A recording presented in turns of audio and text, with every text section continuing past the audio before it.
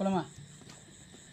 பொறுப்பாட்டம் பேசாதே எங்களை பொருடேன்னு சொல்லாதே சொல்லுவான் வல்லங்கவண்டா கூட வாத்தியாரு இல்லாதே அட யாருக்கோ யாரோ அடிமல்